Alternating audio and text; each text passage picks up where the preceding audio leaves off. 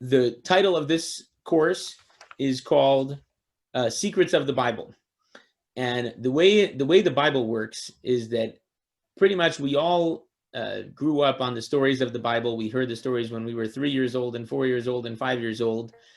And for many of us, the stories that we heard, they're kind of cute stories. They're kind of like all the other fairy tales that we're taught or that we're told.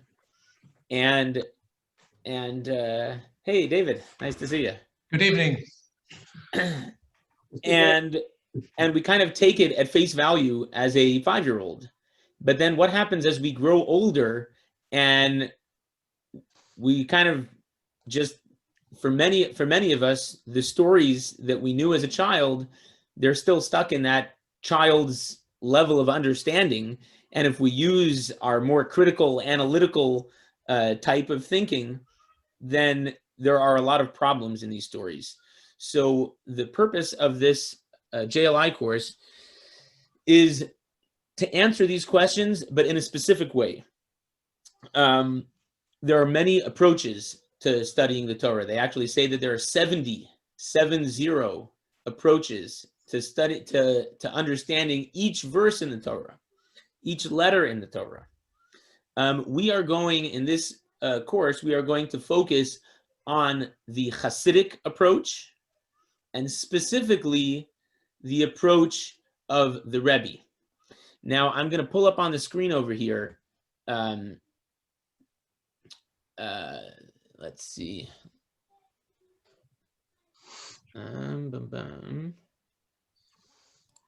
Sorry, I told you it's going to be, I may get a little bit stuck. Let's do a screen share, but I don't know how it works when I go full screen.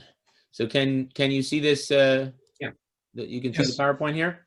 So now we're going to go. Now, can you still see it? Yep. Yes. Okay, fantastic. So this is the course of the week. Obviously, the first story is the story of the tree of knowledge, Adam and Eve. And as I said, there are two principles that guide the approach that we're going to take to all of these stories. Principle number one of the Rebbe was that there is the body of the Torah. Now, the body of the Torah has a body and a soul. The body of the Torah is the stories. When you just read at face value, what do the words say? What do they mean in their simple understanding? When we look at these stories, what is it saying? Also, there are many laws. The Torah, the body of the Torah, includes all the laws. There are many, many laws in the Torah. Those are also included in the body of the Torah. There's another part to the Torah, which is the soul of Torah. And these are the mystical meanings. The Torah, even though it uses specific words and it's talking about one thing that literally happened. So, the body of the Torah is that there was an Adam and there was an Eve, and there were the things that a tree of knowledge. The body of the Torah, which is the story, is true in all of its details. And then there are the mystical meanings that these different things represent. That's the mystical part. And the Rebbe taught that they are one. Now, that's a little bit counterintuitive, because you would think that if you want to, there's one approach, which is, I can put on my practical hat and I can understand the Torah with my practical hat. And then there's another way to understand the Torah with a mystical hat. And the questions that come up when I put on my practical hat seem to have nothing to do with the mystical interpretation. If I want to study the mystical part, then I put on my mystical hat, but they don't go together. The Rebbe taught that, on the contrary, not only are the body of the Torah and the soul of Torah one, but not only that, the only way to understand questions in the body of the Torah in their practical, face value, very analytical, critical sense is to delve into the soul of Torah, which are the mystical teachings. The second principle, I hope you can still see that. Mine is a little bit cut off here. The second principle is that the Torah is perpetually relevant. So the stories that happen in the Torah to Adam and Eve these are the stories of our lives. That is principle number 2. So without any further ado, I should really move this because I don't have room for my book and my keyboard in the same space. So given that, let's go. I'm going to show you a little video, which I actually have to figure out audio. I'm going to use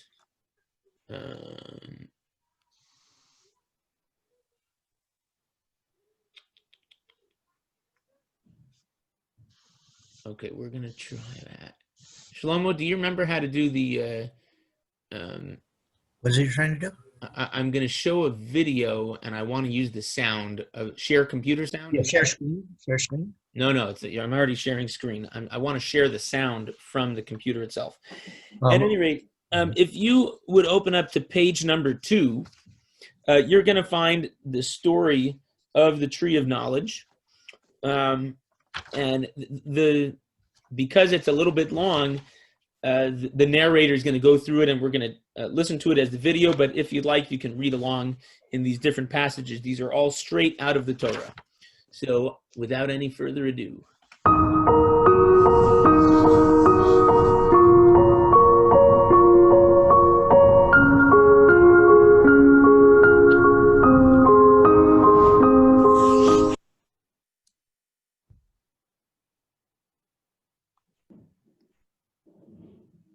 God Almighty planted a garden in Eden, in the east, and he placed there the man he had created. And God Almighty made grow from the soil every tree that is desirable to the sight and good for eating, and the tree of life in the middle of the garden, and the tree of the knowledge of good and bad.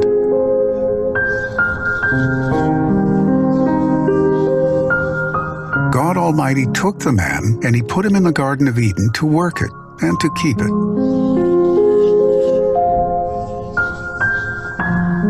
And God Almighty commanded the man to say, "Of all the trees of the garden, eat you shall eat, and of the tree of the knowledge of good and bad, do not eat of it, because on the day you eat of it, die you shall die."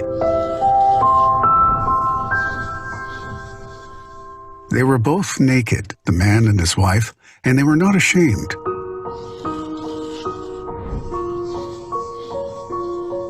The serpent was the most shrewd of all animals of the field that God Almighty made. And the serpent said to the woman, "No, die, you will not die. For God knows that on the day you eat from it, your eyes will be opened, and you will be as God, knowers of good and bad." The woman saw that the tree is good for eating, and that it is lusty to the eyes, and the tree is desirable to make wise, and she took of its fruit and she ate. And she gave also to her husband with her, and he ate. The eyes of both of them were opened, and they knew that they were naked. And they sewed the leaves of a fig tree, and they made themselves girdles. When God confronts Adam and Eve about their transgression, Adam blames his wife, and Eve blames the serpent. God, however, is not satisfied with these excuses and decrees.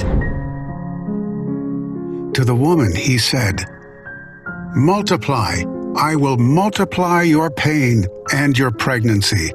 In pain you will give birth to children, and to your husband will be your desire, and he will rule over you." And to Adam he said, "Cursed is the soil on your account. Painfully you shall eat of it all the days of your life. By the sweat of your brow you shall eat bread, until you return to the soil, as from it you were taken. For dust you are, and to dust you shall return."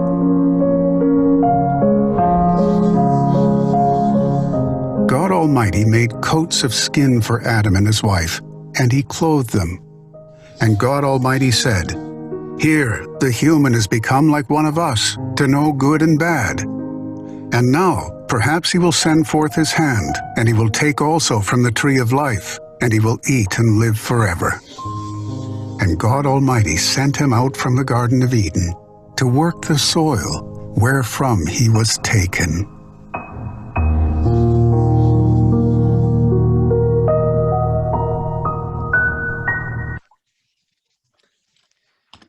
Okay.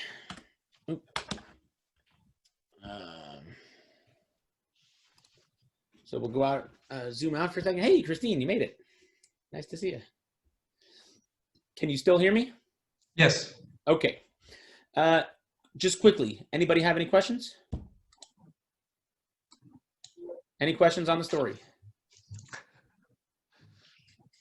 Yeah, this is an easy story. No questions. Not yet. Okay, in that case, if no one has questions, then I'll just go jump into 7 questions. The format of this course, this lesson at least, we're going to go through 7 questions on this story. We're going to explain the Hasidic interpretation, the mystical meaning of it, of the story, and then we're going to go back and answer all of the questions. So, question number 1.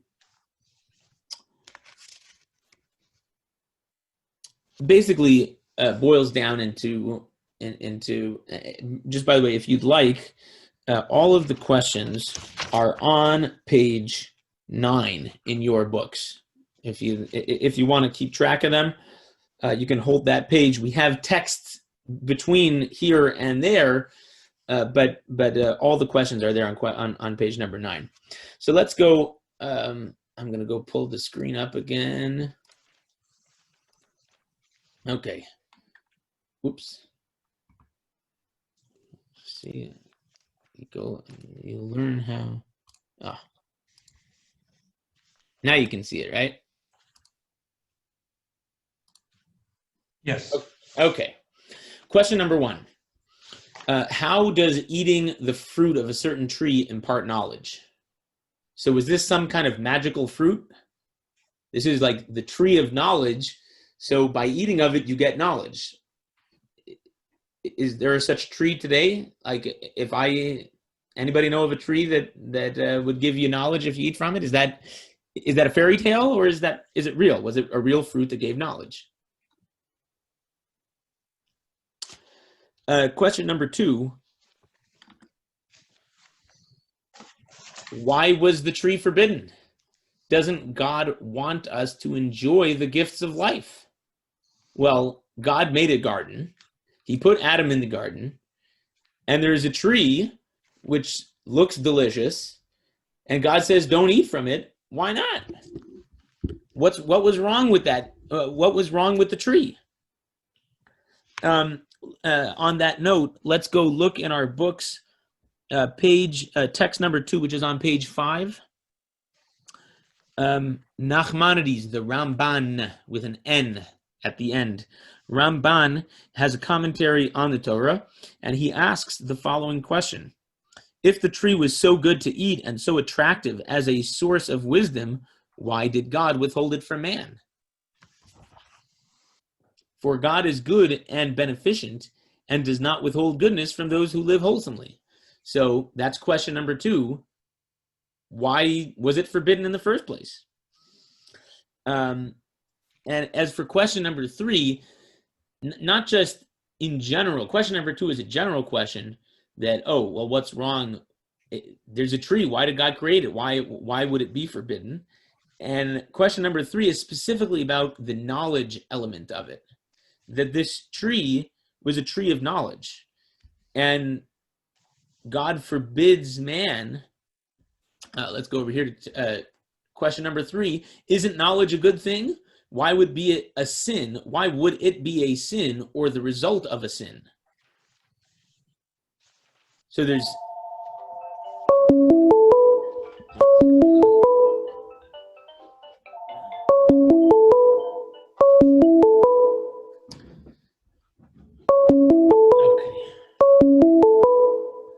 sorry.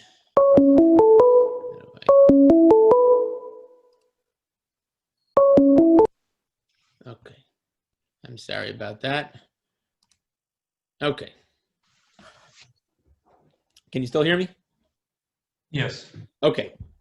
So question number 3, isn't knowledge a good thing? Why would it be a sin or the result of sin? So specifically speaking to the knowledge element of the tree. So in general, what if God made a tree that was attractive and good to eat? The second question is, well, it's a tree of knowledge. What about this knowledge does God not want man to have? And let's read it in the words of the Rambam, Maimonides, Rambam with an M. At page number 6, text number 3. Some years ago, a learned man asked me a great question. This is, by the way, from the Guide for the Perplexed. You may have heard of this book. Fantastic, amazing book, written 1,000 years ago in Arabic, but as relevant today as it was then. It would appear from a basic reading of the Torah's word that the human being was originally intended to be like the rest of the animal creation, without intelligence in his mind and without the ability to distinguish between good and bad, and that Adam's disobedience is what procured him that great perfection. That is the uniqueness of a human being. It thus appears strange that the punishment for his disobedience should be the elevation of man to a pinnacle of perfection that he did not previously have.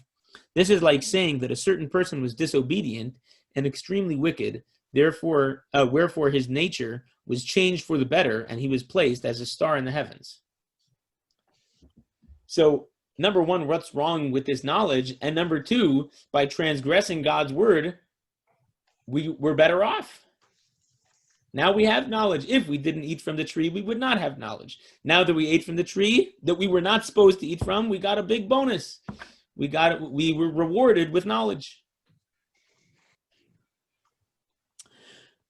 This question leads into question number 4, which is the free choice conundrum. The question is, did Adam and Eve have free choice before they ate from the tree? Let's play this little game here. Anybody want to answer the question? Did Adam and Eve have free choice before they ate from the tree? One would think so. You would think so. But they didn't have the knowledge of good and bad. Well, they still could choose not to eat it. They were told not to, and they chose to. But isn't an integral part of being able to choose knowing what you're choosing? If they didn't know bad, what? Not necessarily.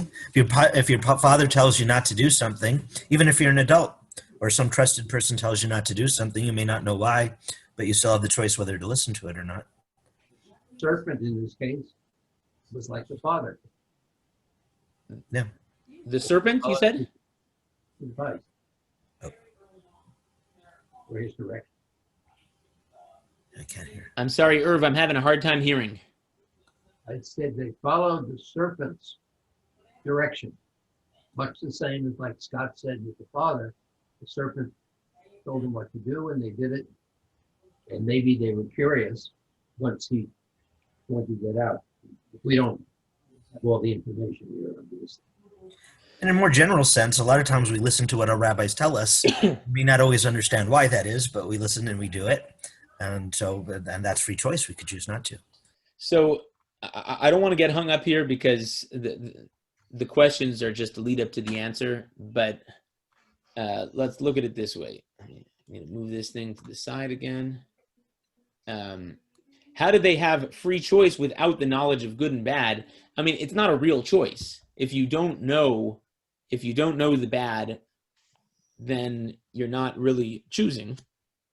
And if you and on the other hand, if they, gosh, the thing is in the way, and how could they transgress without free choice if they don't have? So if they didn't have knowledge, how could they have free choice? And if they had free choice, then how could they transgress without knowledge? And they didn't have knowledge, and they didn't have without the knowledge is what gives us free choice. So they didn't have that knowledge yet, and without that knowledge, then how could it even be called a transgression? They didn't know what was bad. Yeah, of course they were told not to. Let's not get hung up in it. I was actually studying on Sunday with someone this same point, and it got a little bit confusing. But if you look on page 7, in order to like explain this question, this is the locked box parable from the Maggid of Dubna. The Maggid of Dubna, when he was asking this question, he said like this. So imagine someone, there's a treasure chest, and inside the treasure chest there are a bunch of treasures. The chest is locked, and the key to the chest, the key to the lock is inside the chest. So basically what happens is this tree of knowledge is what held all the desires to the world, including the desire to the desires. So where did their desire to eat from the tree come? They only ate from they only got this desire of good and bad. They only got it from the tree. So how did they have it before then? We're not going to get too hung up on this one.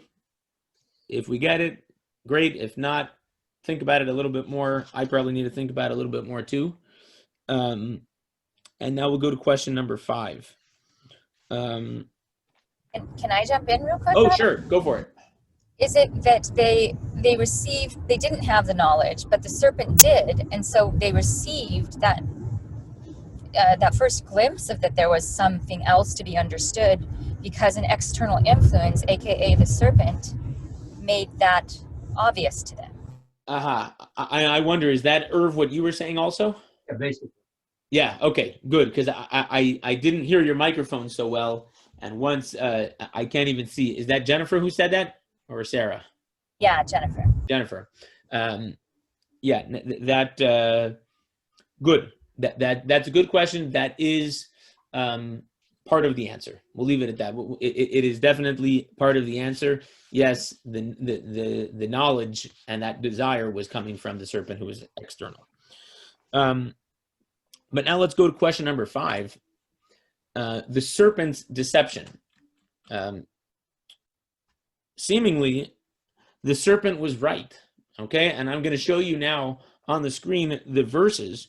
But the serpent is like the symbol of deception, right? The snake was the one who fooled Adam and Eve into eating from this fruit. But if you look at face value, if you just read the words of the Torah itself, the God himself seems to confirm everything that the serpent said about the tree of knowledge. We're going to compare what we're going to do now. Verses 3, chapter 3, 4 through 5, and chapter 3, verse 22. You can look on page 18 to 22. Page 3, lines 18 to 22, and page 4, lines 15 through 20. But I'm going to pull it up on the screen if you can see the screen over here. On the one hand, this is when the serpent was talking to the woman. The serpent said, "No, die, you will not die." God told Eve, Adam and Chava, that if you eat from the tree, you're going to die. And the serpent said, "No, die, you will not die. For God knows that on the day you eat from it, your eyes will be opened and you will be as God, knowers of good and bad." So let's focus in on these 2 points. Number 1, no, die, you will not die. The serpent says you're not going to die. Number 2, the serpent says you're going to be as God, knowers of good and bad. Let's compare this verse back to, you can actually see on page 8. On page 8, you can see these same verses. We're going to compare that to once they ate from it and God is punishing them for eating from this tree, then let's see what God says. Here, the human has become like one of us to know good and bad. That's exactly what the serpent said. You're going to be like God, knowers of good and bad. And now, perhaps he will send forth his hand, and he will also take from the tree of life, and he will eat and live forever. In other words, they could have just eaten from the tree of life, and they would not die. So God told Adam and Eve, you're going to die. On the day you eat from it, you're going to die. The serpent says, no, you're not going to die. They eat from it. And God says, well, because it's possible for them to live forever, I have to kick them out of the Garden of Eden. That's the end of the story. God kicks them out of Garden of Eden in order that they should not live forever. In other words, they could have lived forever. The serpent was saying a truth that they could have lived forever, and God had to change the narrative, so to speak. God had to kick them out of the Garden of Eden in order to ensure that they did not live forever. If you go look over here, boom. The serpent said, no, die, you will not die. God says they're going to live forever. The serpent says, no words of good and bad, no good and bad. Exactly the same thing. So God confirmed everything that the serpent said. And that's question number, that is question number 5. Question number 6 is now in the fallout. What's the punishments? If we look at the punishments of what were the punishments of Adam and Chava as it relates to because they ate from the tree? Number 1, they got death. They were punished with death. Now they're going to die. God kicked them out of the Garden of Eden, and they're going to die. Also, women have the pain of childbirth, and men have the struggle, or we all have the struggle to earn a living. Okay? So, is there a connection? I mean, that it sounds. I mean, if it's just a fairy tale, then it's fine. Okay, God tells us not to eat from the tree. We eat from the tree, and then God says, okay, you're going to die, and you're gonna suffer and toil the rest of your life. But that is not. Is there a connection between eating from the tree, or is that just an arbitrary punishment? And finally, question number 7: what is the role of nakedness, clothing, and shame in the tree of knowledge story? So, right after this, it says that they were they were before they ate, they were naked and nothing was wrong. Then afterwards, they eat from the tree and they realize that they're naked and they felt shameful, and then they made their own clothing, and then afterwards God made them clothing. So, are those details that are relevant for us to know, or is it just part of a fairy tale? These are the 7 questions. Everybody good? Any questions? Do we need to stop here for? Well, first, why does it say 6? Number 6 is question number 6, and now 7 over here is question number 7. Okay. Question number 6, question number 7. Oh, okay. It still says, both of them say 6, just FYI. On the bottom over here? On the top, right here? No.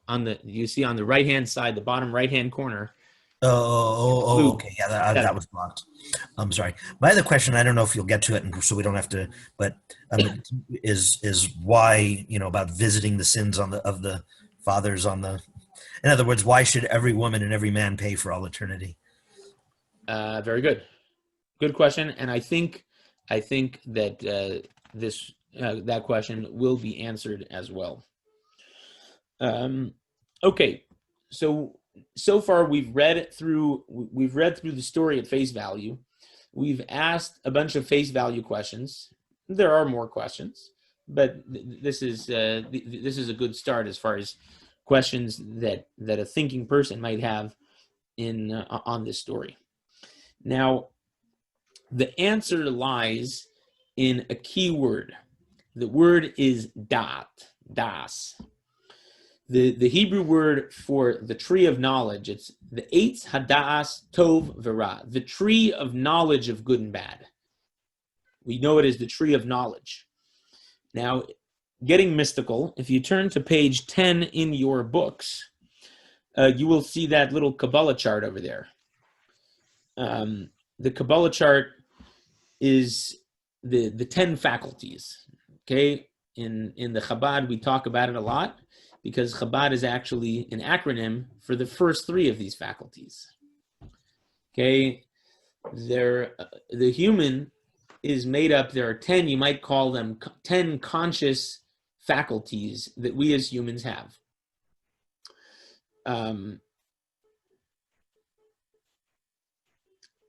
You'll notice the first three on top are intellect.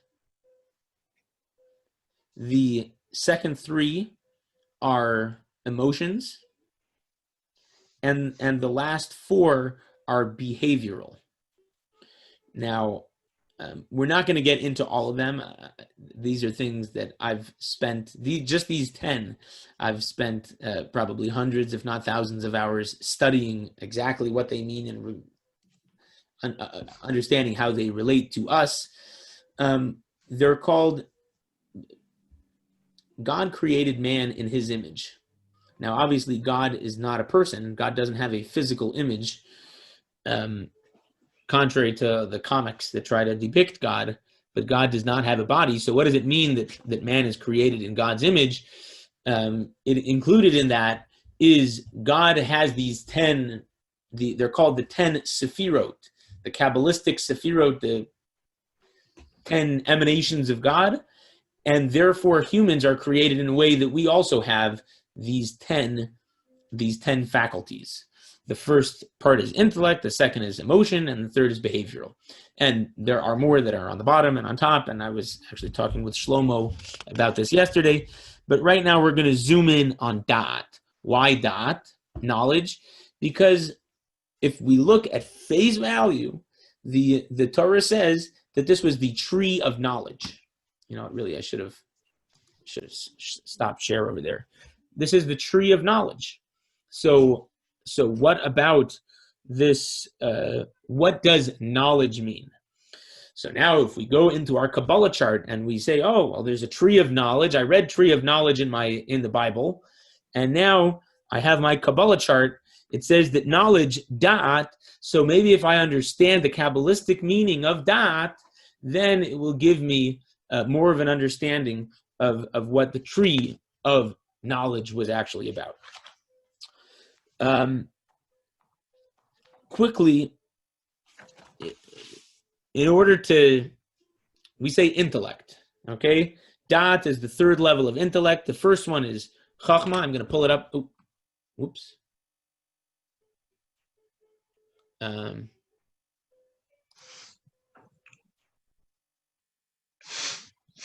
You can see that, right? Yes.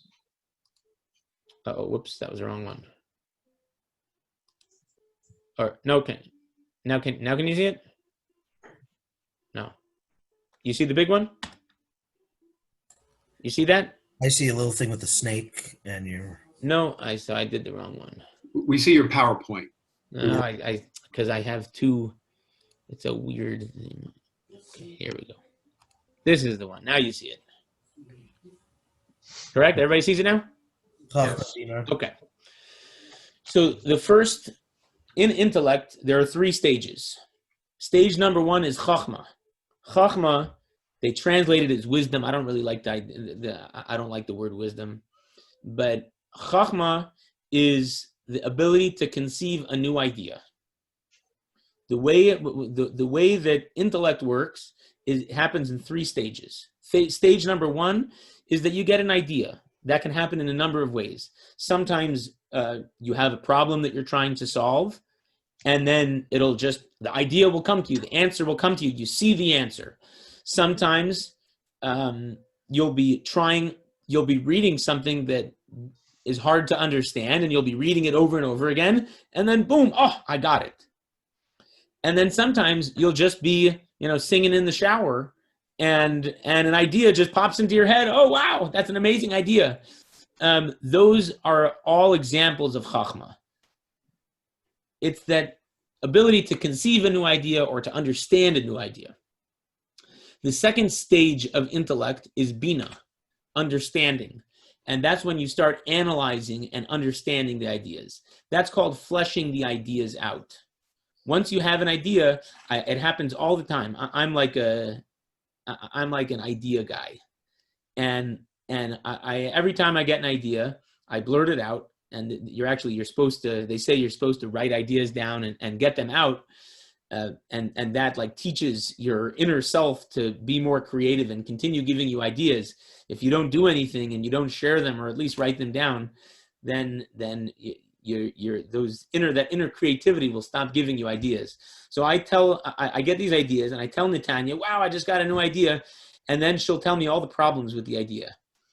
And that's how life works. You have an idea, but the idea is very general.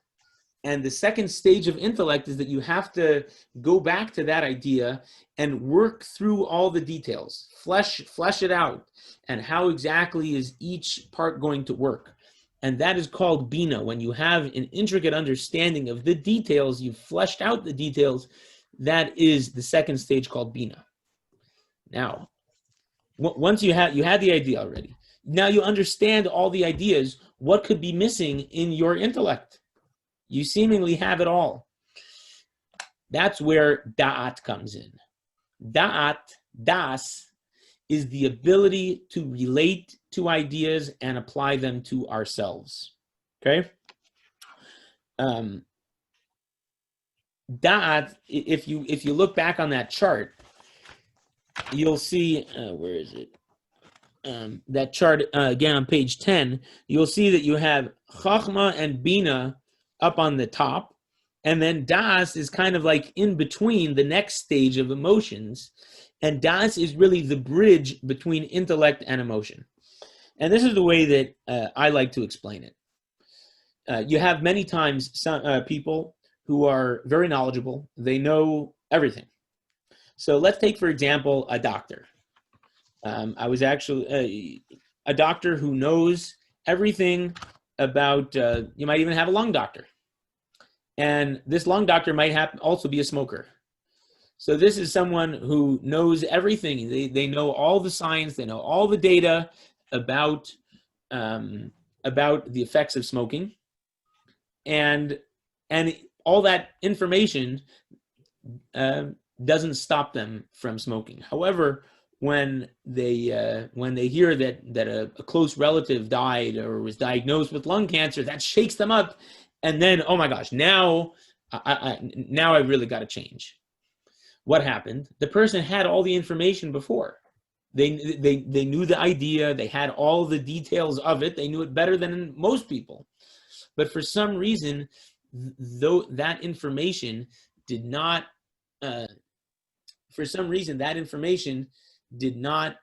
internalize with the person to actually change their emotions, to have feelings about it. Oh my gosh, to be shaken up emotionally about it. And that's what Das is. Das is the bridge between intellect and emotion. It's now the things that I understand, they actually mean something to me on a personal level.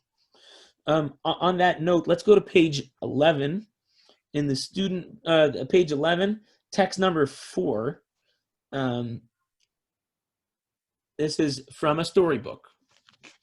An official-looking letter adorned with stamps and seals arrived at a small wayside inn somewhere in the backwoods of Russia. The illiterate innkeeper ran to find the local school teacher in order to enlist his assistance. As the teacher read the letter aloud, the innkeeper turned white, uttered a small cry, and fainted. For the letter contained shocking and tragic news for this simple, good-hearted man. His beloved father had passed away. So the question that they ask on the story is, why was it the innkeeper who fainted and not the, why was it not the school teacher who fainted? The school teacher understood the words and the vocabulary much better, and the gravity of it. He understood each word, and yet it was the illiterate innkeeper who did not have an understanding of it who fainted. Obviously, the answer is No emotion. father. What? No emotion. No emotion, because it wasn't his father. Right.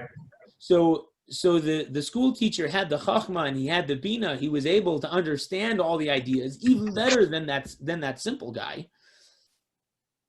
However, the das, the bridge to emotion, that those ideas actually made a difference to him, it wasn't his father. So there was the intellect did not reach the Das stage.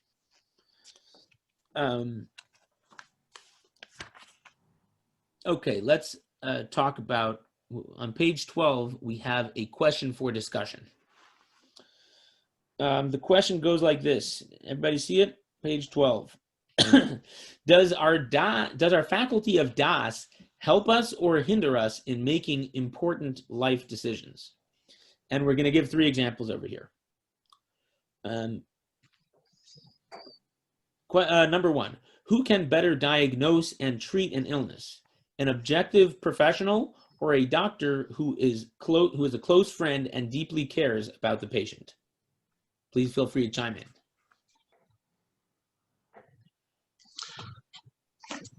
The doctor can, but he has to almost eliminate the emotion from it. Why? The emotion would distract his diagnosis.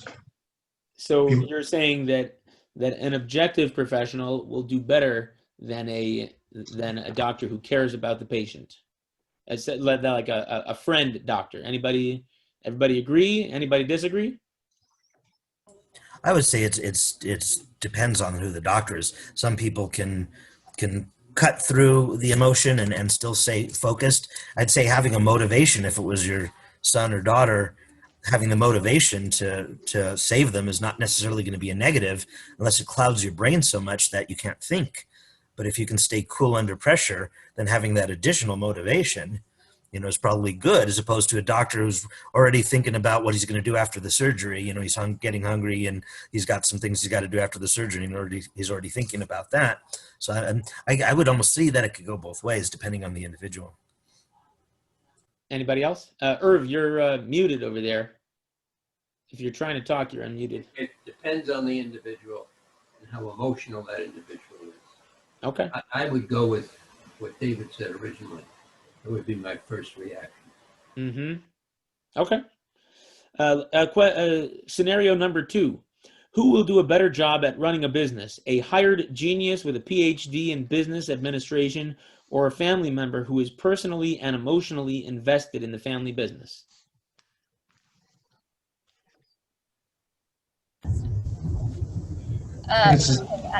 I'd like to jump in if that's all right. Go for it.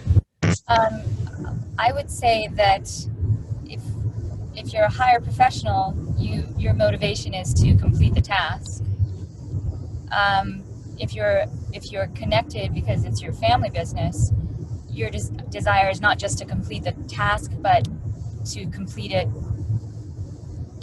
I think your desired outcome may be different. Is completing the task versus completing it in order to accomplish something even greater than the completion of the task alone, if that makes sense. You're saying that you live it and breathe it. Yeah. I know that firsthand. Yes. By the way, Sarah and Jennifer have a new Cremalosa. It's an amazing. It's like a block that you can turn into all different kinds of desserts and ice creams and all different kinds of desserts. It's going to get a kosher certification too. Keep your eyes out on television for it. You want more comments on this? Yeah, go for it. I think, and I believe I'm agreeing with Jennifer. The PhD is like a consultant here. He's going to work his 8 hours or 6 hours, whatever you hire him for, but probably does not have the ability to run a business. Running a business requires drive. It requires a very strong sense of success. You need to succeed. That PhD walks away. Somebody said that earlier the end of his stay there, he goes home and he can start playing golf or do whatever else he wants. The businessman has to stay involved. Yeah, you just reminded me, Irv, of two things. One thing I don't know if my father told me this. I heard this quote: the C students the B students hire the A students to work for the C students. Mhm. In other words, there's that deep grit and commitment that comes from the C student, and then he hires the consultant, the PhD. And then there's another. Maybe I'll send you this. It's an amazing clip of Steve Jobs. He was speaking at it was at a university, and he was asking everybody in the crowd, well, how many of you are consultants? And most of the room raised their hands. And he said, he's like, I don't mean to bash you guys, but I don't like consultants. And he gave this analogy of bananas. He's like, if you have the consultants, they have the consultants, they have pictures of all their bananas, and they've seen so many of them, but they're all two-dimensional. When you own a business and you get the feeling of success and failure and each detail and how it impacts, then it's a totally different experience. And so that he was talking about. I would submit that business owner thinks beyond his immediate business. He's looking for the next product. He's looking for a new way to sell. Yeah. Sarah and Jennifer obviously did to find a product Yes. that they feel fills a need. It was. I'm sorry? It was seeming to me, and I'm thinking now maybe I was wrong, but it was seeming to me that it was a question, both in the case of the doctor or the businessman, that the question was between who would do better, somebody who had the motivation but not the knowledge versus somebody who had the knowledge but not the motivation. And obviously I think you need both. And what I've heard is people talking about business people who have both, who have both the knowledge, because obviously if you had all the motivation, but you didn't know anything about running a business, you wouldn't succeed. And if so you have to have both. So if we're saying that you have both, then that's obviously the best of all worlds. If you're saying it's one or the other, then I don't know which one is. It seems to me you have to have both. Good point. And we'll talk about that in 1 second. Let's go to question number 3 over here. Which would be a better judge in a criminal case? A computer, that's for our criminal lawyer over here. A computer that's fed all the relevant facts and algorithms, or a human judge with feelings or of sympathy for the victim and outrage toward the criminal? The human judge. A human judge. Because if you're representing defendant, you want to be able to move the judge's feelings to feelings of sympathy for the defendant. Where the computer, you can't convince the computer otherwise. The computer doesn't have any feelings or emotions to move. Mm-hmm. So I think what we all, the point is that it's not black and white. There are advantages and there are disadvantages to having DAS. That's really, this was all an exercise to work through DAS, the knowledge. So, sometimes the doctor who does not have an emotional attachment, his mind won't get clouded. That's true. But on the other hand, he may not be as motivated. And then the same thing with the business administration. So yeah, the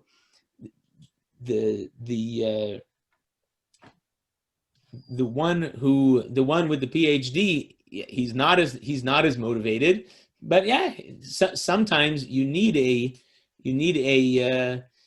someone who's unbiased. You need a consultant who doesn't get carried away with all the hypotheticals and this and that.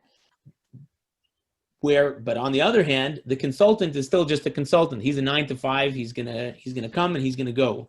The person who is emotionally invested is the one that's going to stick it out, and the same thing with the judge. David said that a judge, a human judge. Oh gosh, I just saw your thing over here, Ann and Christine. You know what? Let me pull up. I just saw that message. I'm sorry we can't hear you. You're probably muted. Can you press the button that says unmute? How about now? Say something. No, we can't hear you. We can't hear you. If you have questions or input, you can just type it in that box and I'll see it. We'll all see it. Okay. I was wondering. I saw you guys trying to figure it out, and I wasn't sure what happened there. Back to that third case with the judge. On the one hand, it's a good thing for the judge to have emotions. There you go. On the other hand, it's the judge is supposed to be blind justice, right? Right. You're not supposed to get emotionally involved and feel sympathy. Someone shouldn't get a harsher punishment just because the judge is outraged. And there's times too it clouds the judgment as far as whether the defendant's even guilty or not. Correct. If outrageous enough, the temptation is to just convict somebody so you can punish the crime. So what we're seeing is that das it's like you need it, but it has its place. It has its place. If it's used in its right place, it's you need it. But if you over rely on it, if you misuse das, then it can get you into big trouble. Now, I'm going to stick a little something in. They didn't want me to say. This is something that I'm adding here. I want to go relate this now back to the story. Okay, we're talking about knowledge, and they're eating from this tree of knowledge. They're eating from the tree of das. So essentially what happened is they ate from a fruit that gave them not intellect, not understanding, but it gave them das. So they knew right and wrong, but there wasn't that emotional attachment to it. It wasn't the tree of chachma. It wasn't the tree of bina. It was the tree of das, the eitz hadas. Another example that I would give of das, and specifically as it relates to eating from the tree of knowledge, I'm going to use this example just because I won't embarrass myself. If I used other examples, I probably would embarrass myself. So the example is drugs. Okay, if someone, when I was a little child, I was in the age of just say no to drugs, and I remember the discussion that we had at school, and about drugs and smoking, and just say no. And I came home and I asked my parents, if I didn't even ask them about drugs, I asked them, because I'm sure they never took drugs, and I asked them if they ever smoked a cigarette. And my mother told me that when she was in Israel for a year or two, she was smoking while she was there. Obviously, lots of people in Israel smoke. And then when she came back to the States, she quit smoking. And my father told me that he tried out a pipe. He tried smoking a pipe, but it didn't work very well. And at that moment, when I was probably 5 years old, I promised myself that when if my children ask me that question, that I'm going to be able to answer them, no, I never smoked a cigarette. I never took any drugs. Now, that means that there's an experience in life. I can talk about it. I mean, I think I have a little bit of an understanding of what happens, the feelings of relaxation and the different chemicals that go through your brain when someone experiences drugs or vices of any kind. But I do not have. If you want to go to different vices, then I would have to say that I'm embarrassed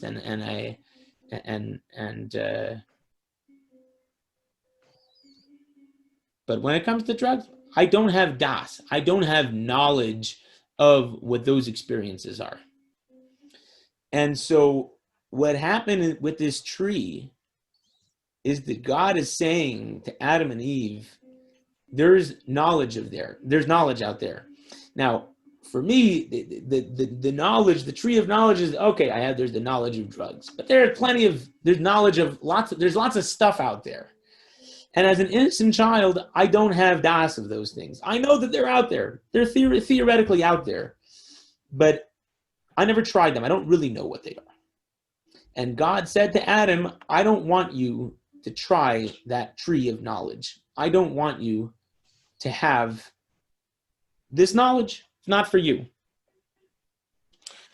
And obviously the end of the story is that they took it anyways. So, I'm sorry, yeah? No, I turned it off. Oh. I unplugged it because, yes, that's why. I unplugged it because it was calling multiple times. I'm sorry. It goes from here or from here? It both and the computer. I can plug it back in. I'll plug it back in and they can call. Give it a couple minutes to turn back on. Sorry there. Okay. So now we're going to go back to Das. Okay. Do we all have like maybe an understanding what is this Das stuff? Now let's go back to our little. Actually, let's go back to the books. Page 13, text number 5. And this is from Torah Or. There's a big difference. There's Das, the way that humans experience Das, and then God also has Das. I told you that these 10 faculties, the 10, what we call the Eser Koiches HaNefesh, the 10 powers of the soul, the 10 faculties, they're really just an extension of God's 10 Sephiros, God's 10 emanations. So we have Chachma, God has Chachma. We have Bina, God has Bina. We have Das, God has Das. But there's a big difference, especially when it comes to Das, between human Das and godly Das, godly knowledge. When we taste knowledge, on the one hand, we intimately know it, but it also, we become it. We become that which we know. It becomes a part of us, and we can't really separate ourselves from it. Once you try it, you can't just say, oh, well, it's not, I never tried it. Once you tried it, you have that knowledge. It's part of you. God, on the other hand, God knows good, and God also knows bad. But when God knows bad, it's not God's inside of the bad, but it doesn't make God bad. God doesn't have bad within himself. The knowledge is a good thing because it puts you into something. But on the other hand, if it's something bad, that bad is now part of you. So, however, with God, God knows what's good. God knows good and God knows bad. But even the bad which God knows, it's part of it. God knows it intimately, and at the same time, that doesn't define God. So let's read text number 5 on page 13. This is the meaning of what God says after Adam and Eve ate from the tree. Here, the human has become like one of us, meaning that in the same way that the supernal oneness, there is knowledge of good and bad, so too has man gained this knowledge, as a result of his tasting the tree of knowledge, in which good and bad are commingled. But for man, this is damaging. So for God, knowledge, it's only a plus, it's not a minus. However, for man, Das has a plus and it also has a minus. What's the minus? The way that it is above is that although the bad is also known, it remains separate and distant from the good. The human being, however, is a panemi, an internalizer. When the human being knows the bad, he becomes mixed up with it. And then it is extremely difficult to separate from the bad. Rather, it is a great battle in which kingdom overpowers kingdom. At times, one side overpowers, and at times, the other side overpowers. This is why God did not want that man should taste from the tree of knowledge. God wanted that man should not have any knowledge at all of the bad, and that man should remain exclusively holy, as God did not desire to cast man into this great battle. Okay?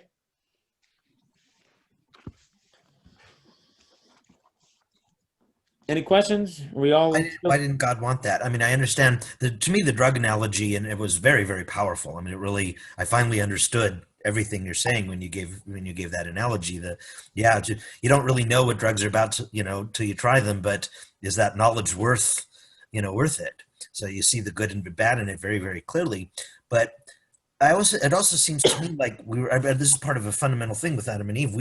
It seems like we were meant to go into this struggle of good and bad and everything. Did he really not want that? And then, how could something that God didn't want happen? And so it just seemed like it was I never understood why not just jump to the post Gan Eden? Why go through the God knew that was all going to happen. And and part of obviously what we're doing right now, we're trying to bring Mashiach and trying to do the mitzvahs and Torah. We wouldn't have gotten mitzvahs and Torah without that. And all this must have been part of the plan. Why go through that formality? Very good question. And just wait a little bit. We'll get there. Let's go back to our little slideshow over here. Everybody can see? Das, let's see. Okay. We had our question about who's better. Okay. We have God's das and we have human das. God's das is within and beyond simultaneously. God is inside of the good and the bad, and at the same time, he's beyond it. It doesn't define him. However, human das, everything we know becomes us, for the good, for the bad, and for the ugly. Okay. Now let's get back to answering these questions. We're going to start with question number 3. Question number 3 was, isn't knowledge a good thing? Why would it be a sin or the result of a sin? Okay.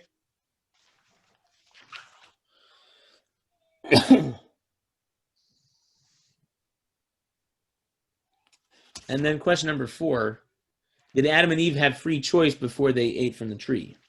So the answer is yes and no at the same time. What happened right now, I have the choice. Am I going to try some drugs, or I'm not going to try the drugs? Do I have free choice about it? Yeah, I have free choice.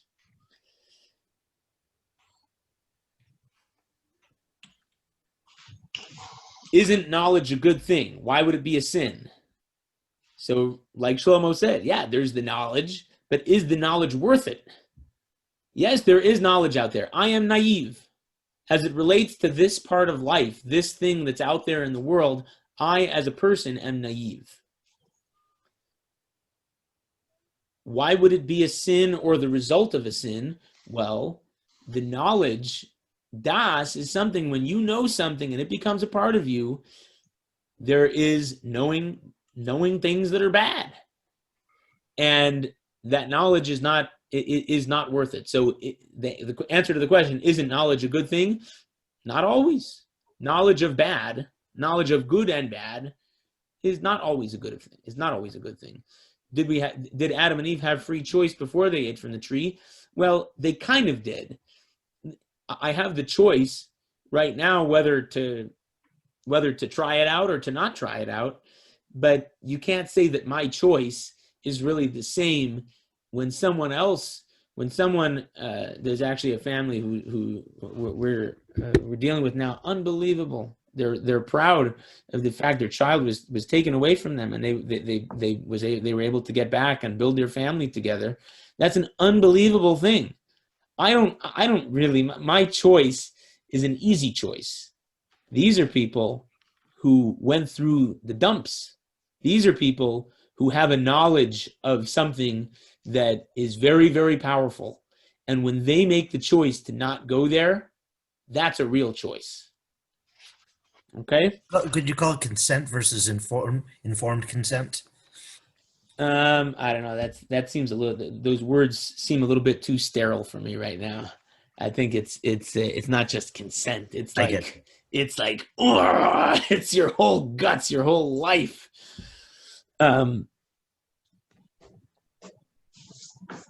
Let's read some of these ideas in the words of Maimonides, again from the Guide for the Perplexed, in answering his question. Actually, let's stop share. And page number 15, text 6. The intelligence that God imparted to man, which is man's ultimate perfection, was given to him before his disobedience. Indeed, it is because of this intelligence that it is said that man was made in the divine image and likeness. And it is due to this intelligence that God spoke to man and instructed him, as one does not commission animals or those without intelligence. With this intelligence, man was able to differentiate between truth and falsehood. This ability man possessed in fullness and perfection. So, even before Adam and Eve ate from the tree of knowledge, they had intellect. We were not just animals. However, continues the Rambam, good and bad, on the other hand, are subjective conventions, not objective truths. When speaking of correct and incorrect, we use the terminology true and false. Regarding what is attractive or repulsive, we use the terms good and bad. When man rebelled and followed his imagined desires and the pleasure of his physical instincts, as it is written, the woman saw that the tree is good for eating and that it is lusty to the eyes, his punishment was to be deprived of that objective understanding. He was inundated by the subjectivity of worldly conventions, and he sank to the level of discerning in terms of good and bad. Thus it says that Adam and Eve became knowers of good and bad, rather than knowers of falsehood and truth, or comprehenders of falsehood and truth. Again, the Rambam he's zooming in on this word. It's das, it's knowledge. It's not just true and false, it is good and bad. I'm going to show you the screen over here for another little, over here, before the sin, true and false is black and white. However, after the sin, good and bad. And even the bad, there's some good in there. There's some goodies. There are some temptations. It's not just bad. And that's really, that's really, I mean, that's why the drug analogy really is the analogy for it. Because right now, for an ignorant, naive person like me, it's just black and white. It's just either I'm going to do it or I'm not going to do it. But someone else out there who has tried it and knows it's not black and white. And even when you say I'm never going to go back, there's still a part of, you say I'm never going to go back to the black. Well, there's still a bit of light white dots in there. You know, do I wholeheartedly not want to go back there? I can't say that because it's been internalized with me. Speaking of internalized, let's go to text number 7 on page 17 for the what happened to the evil inclination. Okay, I'm gonna stop the no, I won't stop the share. Today, in the post-transgression reality, the evil inclination is an internal voice that speaks in the first person, I want, I desire. This was not the original state of human being, for God created man straight, as one who would naturally do the right thing, which is why the serpent had to come from the outside to entice man with a you voice coming from without rather than man's I voice, which is rooted in good. In other words, I think Irv had said this before. Maybe David, or I can't remember. Someone else had, maybe Jennifer had said this also. Oh, sorry, over here on the last one. Objective, subjective. Objective is black and white. Subjective, they're gray. Okay. When it comes to the evil inclination, okay, our desire to do things that are wrong. Pre-sin, that evil inclination was external. There was a voice from outside saying, do that which God said do not do. A snake, the serpent, was enticing them, but it was all external. The evil inclination, which is represented by this serpent, was an external force trying to get them in, try to lure them into it. However, post-sin, that voice is not an it's not an external voice. It's not an outside serpent. It's the voice inside. Obviously, that's the same thing if you use the analogy of drugs. So before you try it, it's just someone from the outside saying, don't do it. Or yes, do it. Sorry. Someone from a friend comes and says, hey, try it. It's good stuff. And so, but because you don't have an experience with it, there's nothing inside pulling you there. However, post-sin, that same voice is not outside anymore. It's not a serpent. The serpent is inside me now.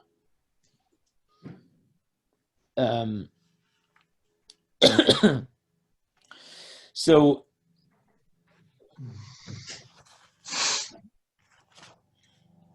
that further answers the questions that we had before.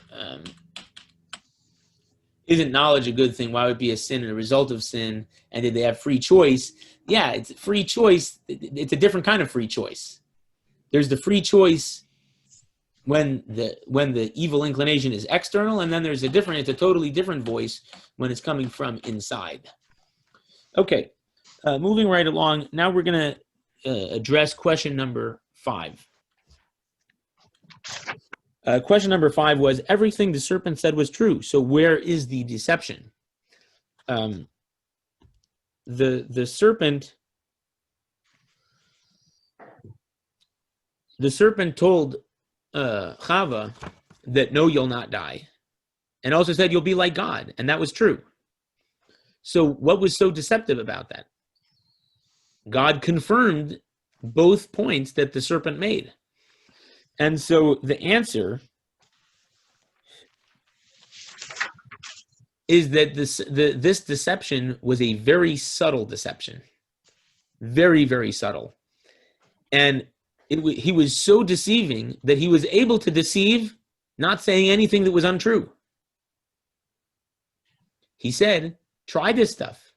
When you try it, you will know good and evil. You'll be like God.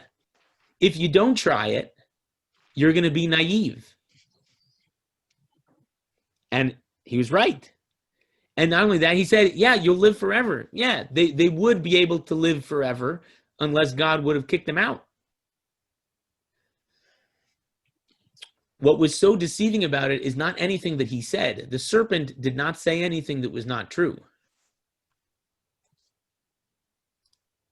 The serpent did not say anything not true. However, the serpent deceived in that which he did not say. There is one thing that the serpent did not disclose. The serpent did not disclose that the human das, the human knowledge, is different than God's knowledge. Yes, you're going to know good and bad. However, once you know bad, you're stuck in it. It becomes part of you. That's what the serpent left out. If someone, when the guy comes and says, hey, I've got some good stuff, try it. He didn't tell you that you're never going to be able to get it out of you. Can't go back. You can't go back. That's the thing. He would God tell can- you you're going to have a great time. It's going to feel good. It's going to be wonderful. It's gonna, just and you'll know if you don't try it, you're naive. Now, in order to answer the next question, let's go to text number 8 on page 18. This is from the Zohar. The Zohar says, God Almighty took the man and he put him in the Garden of Eden to work it and to keep it. To work it, these are the positive commandments of the Torah, and to keep it, these are the prohibitions. In other words, the purpose of man to tend to the garden, the Zohar says, is a reference to mitzvahs, to that which God commanded.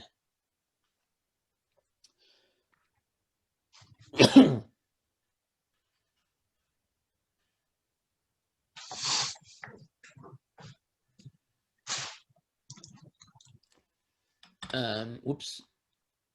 Let's go back to question 1 over here. Okay.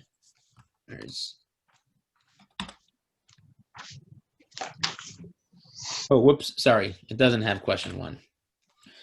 Question 1 was, how does eating the fruit of a tree impart knowledge? Was this some sort of magical tree? The answer is, it doesn't have to be a magical tree. The point was, God said, don't eat from it. That was the totality of the commandment. Don't eat from it. By eating from that which God said don't eat, that gave them the taste, not of a fruit, it gave them the taste of disobeying God. Okay, I remember vividly when my children, when they were 1.5, 2 years old, the first time that I told them something and they gave me that smirk and didn't listen. That's the taste, the sweet taste of disobedience. And so did the tree, was it some magical fruit? No, it wasn't. It didn't have to be a magical fruit. The mere fact that they ate from something that God said don't eat, that itself was already enough to give them that taste, the taste of good and bad.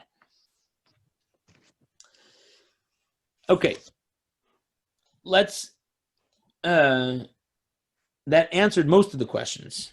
I think the only ones that we're left now with are we left with just 6 and 7. Email.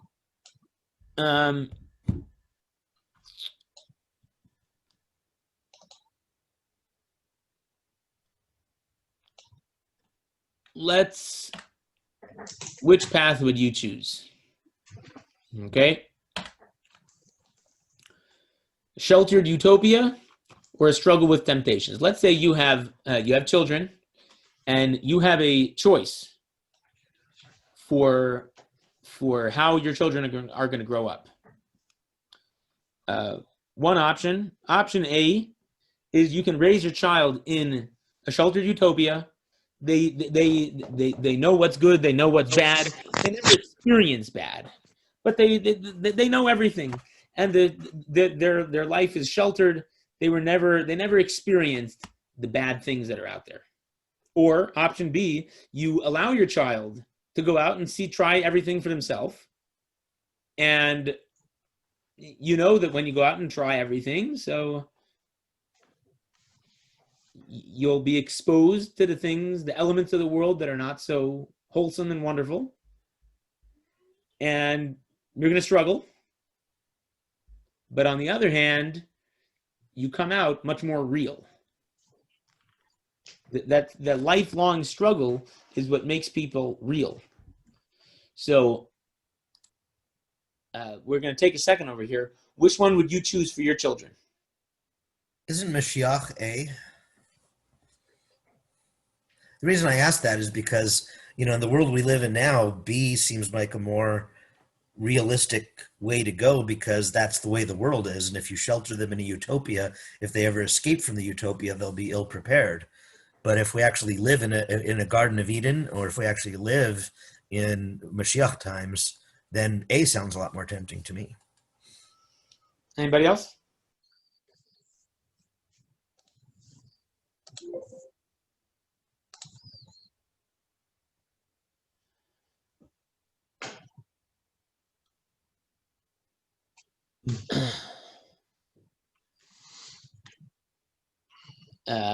Anybody? No? I'll say something, actually. This is Sarah speaking. I would say, and I'm not a parent, but I would think that I would choose option B, and that's because I think I'd rather have a child who chooses the right, the good, rather than just kind of falls into it because that's their nature and there's not really any other option for them. Uh-huh. Yeah, good. Anybody else? This is now getting very personal. I'm sorry. Anybody? David, Christine, you can type in. I'll read it out. Mario?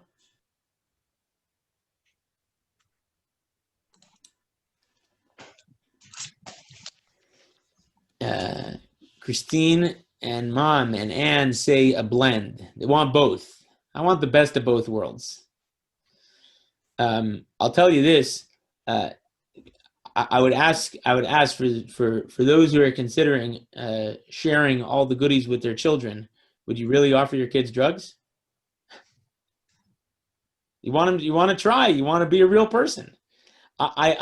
What happened when this fellow a couple of weeks ago, he came with his daughter, his wife and daughter, and I asked him, we're there with our masks on and everything, and he's telling me his story, and he says, I asked him, have you put on tefillin? And I have a few pairs of tefillin, so I can let them sit for a couple days in between people. And I said, have you ever laid tefillin? He says, yes. I said, when was the last time you put on tefillin? I said it like as a joke. Lots of people say my bar mitzvah was the last time. He says, the last time I put on tefillin was in LA County Jail. And I stood up and I took my hat off and I said, I have a lot of respect for you. To go pull yourself together, I have a tremendous amount of respect for you. There's nothing, I have no respect for anybody like I have for these kind of people. And yet, I wouldn't wish it on myself and I wouldn't wish it on my children. I think what most people try to do, I know my children are in a very sheltered environment. Usually, we try to tell our children, we want option A. We don't want our children to go through the struggles. We don't want ourselves to go through the struggles. But as much as people tell their children not to, children do what they do. They try it. In other words, our lives are basically reliving the story of Adam and Eve.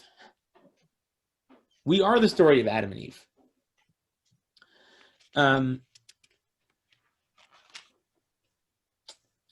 As to what Shlomo said about Mashiach, Mashiach is not just option A. I would agree with Anne and Christine that it's actually a blend. We have Mendel came in to give me a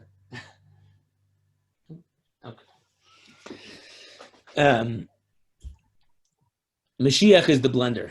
Mashiach is both of them, because if you're only naive, you still are missing out on good.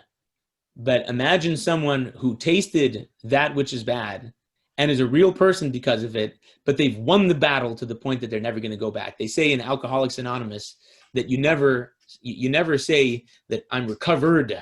It's always recovering, because the battle is a lifelong battle.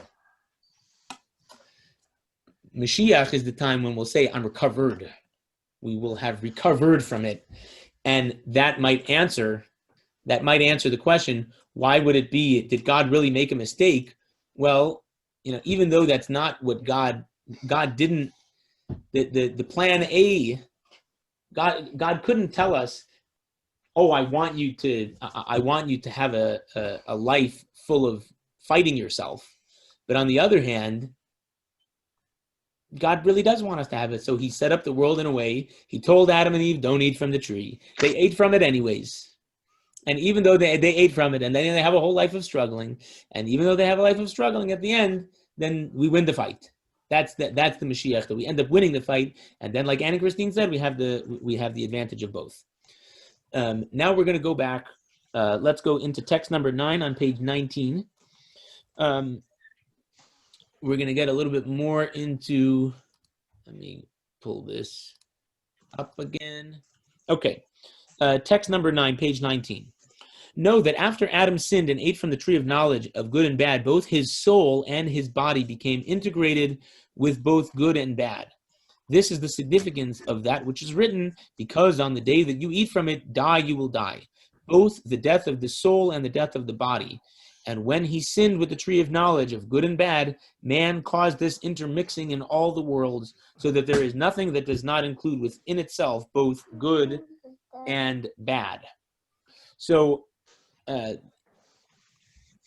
right now we're getting to the next phase over here, is where this good and bad, Adam and Eve, they're eating from the tree. It wasn't just a story that happened to them. It's something that they brought on the whole universe. And we see that now that the world now, everything has good and bad. There's no bad without good and good without bad. Text number 10 on page 20. As a result of, this is from the Rebbe, as a result of the sin of the tree of knowledge, there was a blending of good and bad. Evil existed before the sin, but then it was separated from the good. As it is known in the beginning of creation, the domain of Klippa, the husks that conceal godliness, was beneath the realms of holiness.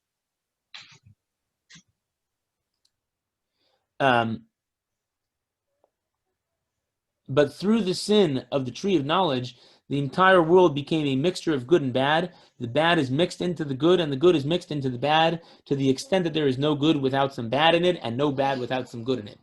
Think about that in politics. Everything, even the bad has good, and even the good has bad. What about the Torah? Our mitzvahs and stuff, aren't those pure good? There actually is a whole discussion about it. It actually says that the Nigla of Torah, the Talmud, which has questions, which are concealment, that is the tree of knowledge of good and bad, and then the Chassidus, which talks exclusively about God, is the ultimate perfection. But let's not get caught up in that. The point is that Adam and Eve, they brought on the whole world that which they brought on themselves, and that's why this is our life. It's not just what happened to them. This is our life. Let's now go answer questions 6 and 7. Let's see. Good and bad are mixed. It's difficult to separate them. This is what, of course there was free choice before Adam and Eve sinned. However, then bad and good were just separate realms. Objective. Here is where the bad is, here's where the good is. But now the whole world is confusing. We daily, all day, we're confronted with dilemmas, and the truth is not clear. The reason why the truth is not clear is, again, because there's no bad without good and no good without bad. And this now answers question number 6. The question number 6 was, why toil?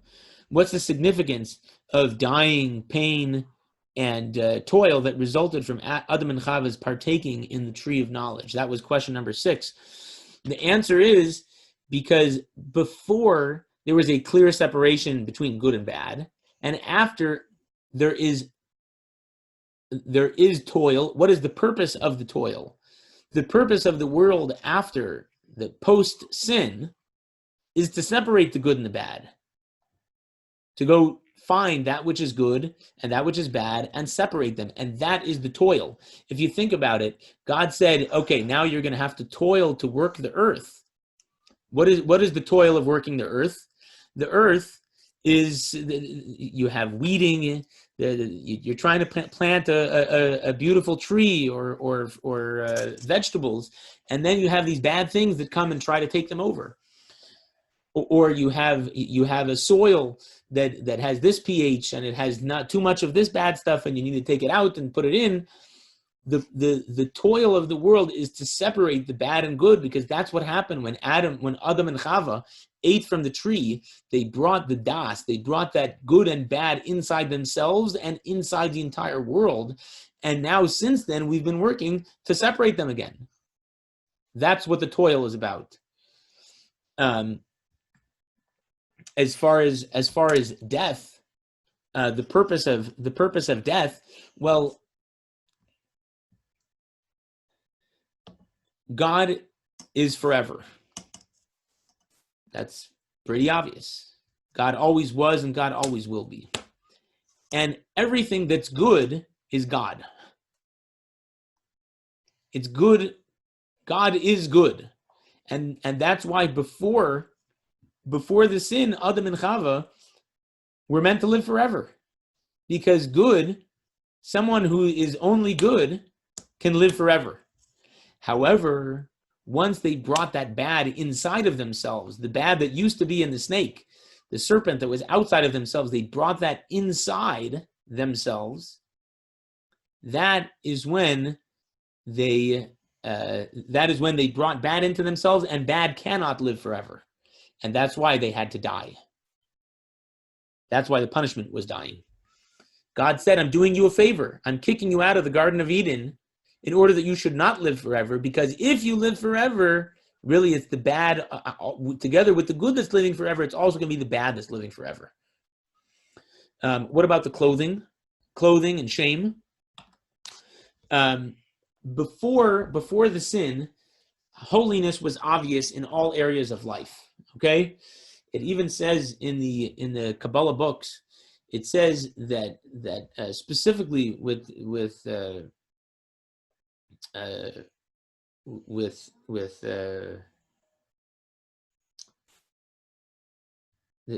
organs, the sexual organs in the body, that they were just like eating.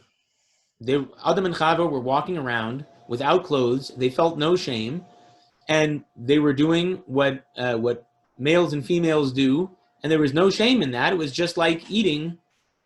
They're not ashamed to eat in public.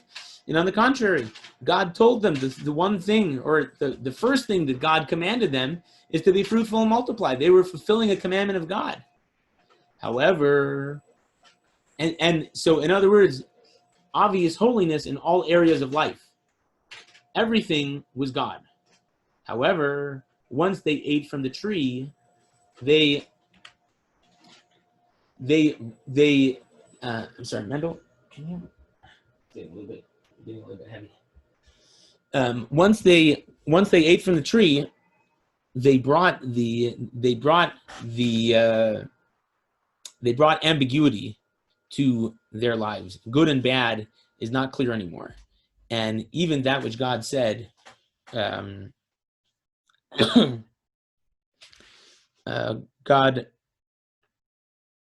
said, be fruitful and multiply, but nevertheless, it's not only fulfilling a commandment of God.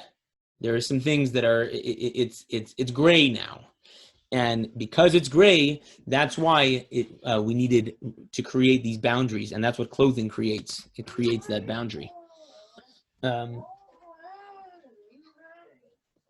Okay. We are almost done. We are out of time. So just one last question for discussion on page 21. Question is, are we better off now with the sin or without the sin? You can feel free to chime in, please. Without. Without? Would anyone say no to the Garden of Eden? I know this is similar to the question you asked before, but I'll just say sign me up. It's too late.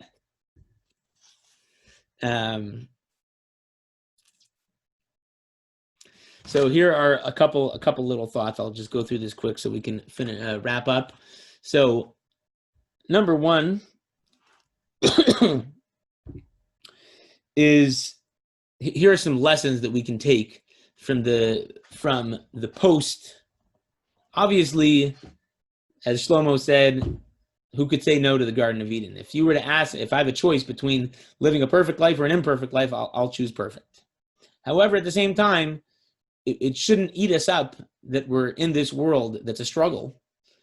And number one, here's a good something that we can take out of this is that, yeah, now that good and bad is mixed, there's good on the other side. I can see that there's good, even in that which seems to be bad, there's also good. There's also something to learn from it. And this actually gives us the ability to elevate that which is not good.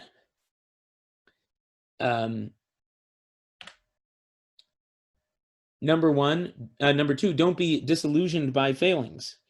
When things go wrong and we see ourselves struggling and fighting, and we're making the same mistakes over and over again, so we can go into the dumps because of it. And on the other hand, we can go tell ourselves, you know what? This is the reality that Adam and Chava brought on the world, and it's not the end of the world, and this is my purpose. Not only that, I can transform my mistakes into positivity. And you see this by people who get themselves into struggles and they get themselves into bad places. There are good things to be taken out of that, and you can transform it into good things. And the complexity makes life meaningful. If I didn't have a struggle with myself, then what could I really be proud of? If I wasn't fighting against anything, if I wasn't struggling, then what would be the point of winning? It's like if I haven't played a computer game in 20 years, but last time I did play a computer game, they had codes that could make you invincible, and it gets boring after a couple minutes because you're unstoppable. This is what makes life meaningful. With that, let's go to the lesson video. Lesson 1. The Tree of Knowledge. 1. The plain meaning of the Torah's text and its inner mystical soul are interrelated. The many questions, mysteries, and dilemmas posed by the stories of the Torah are resolved when we understand the story's mystical significance. The mystical meanings also show us how these stories are applicable to our own lives in the here and now. 2. The Torah's account of the Tree of Knowledge presents us with many perplexing questions. How did eating the fruit of a certain tree impart knowledge of good and bad? Why was the tree forbidden? Isn't knowledge a good thing? Did Adam and Eve have free choice before they ate from the tree? If everything the serpent said was true, where was the deception? How did eating from the tree cause human mortality, the pain of childbirth, and the struggle to earn a living? What is the role of nakedness, clothing, and shame in the Tree of Knowledge story? 3. The faculty of dat, knowledge, is that part of our psyche that causes us to become personally invested in what we know and experience. While our dat is a reflection of God's dat, there is an important distinction between the two. God is fully invested in His creation, yet remains unchanged by it. In contrast, everything that we know and experience becomes part of who and what we are. 4. Before partaking of the tree, Adam and Eve had a perfect objective understanding of right and wrong, which fully equipped them to fulfill their mission of cultivating godliness in the world and rejecting evil. As a result of their transgression, their divine intellect was degraded to a subjective dot of good and bad, where personal prejudice and short-sighted cravings cloud a person's judgment. This is why God forbade them to partake of the tree of knowledge. God desired to spare them the struggle and anguish that the entanglement of dat would bring. 5. The human being is a microcosm of the whole of creation. By absorbing the dot of good and bad into themselves, Adam and Eve caused all of creation to become a mishmash of good and bad, to the extent that there is no good without some bad in it, and no bad without some good in it. 6.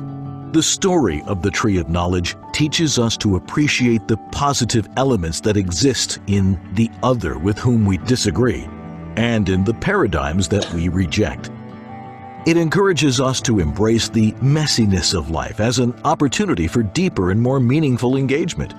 It also teaches us to acknowledge our blunders, while discovering how a past negative can be transformed into a future positive. Okay. Well, thank you everybody for joining. Next week, we are going to fast forward to Noah's Ark. And hope